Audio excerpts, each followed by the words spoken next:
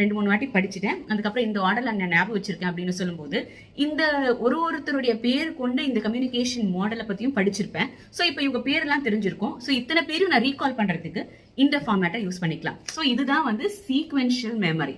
So இந்த மாதிரி ஒரு சீக்வென்ஷியல் மெமரியை நீங்களும் ப்ராக்டிஸ் பண்ணீங்க அப்படின்னா இது வந்து உங்களுக்கு மெமரி பண்ணுறதுக்கு ரொம்ப ஈஸியா இருக்கும். ஸோ நம்ம ஒரு விஷயத்தை படிக்கிறோம், படிச்சது மறந்து போயிடுது அப்படிங்கிறதுக்கான ப்ராக்டிஸே என்னன்னா we have to keep on studying. So இது கூட என்னன்னா நிறைய பேர் நான் எவ்வளோ வாட்டி நான் திரும்ப திரும்ப படிக்கிறேன் ஆனா எனக்கு மைண்ட்ல நிக்க மாட்டேங்குது, அப்போ ஞாபகம் மறந்துடுதுன்றதுக்கு காரணமே என்னன்னா இந்த மாதிரி ஒரு சீக்வன்ஸ் ஃபார்ம் பண்ணாம ரேண்டமா சும்மா படிச்சுட்டே இருக்கிறது தான். ஸோ அப்படி இல்லாம நாம ஒரு சீக்வன்ஸ்ல படிக்கிறோம், அதை புரிஞ்சுக்கிட்டும் படிக்கிறோம் அப்படின்னு சொன்னா நம்மளோட மெமரியில இருந்து நம்ம படிச்ச அந்த கான்செப்டை கண்டிப்பா யாராலையுமே வந்து அழிக்க முடியாது, நாமளே நினைச்சா கூட மறக்க முடியாது. Hope this video helps the students and learners. இந்த சீக்வென்ஷியல் மெமரி டெக்னிக்கை நீங்களும் உங்களோட ஸ்டடியில இன்கார்பரேட் பண்ணி பார்த்துட்டு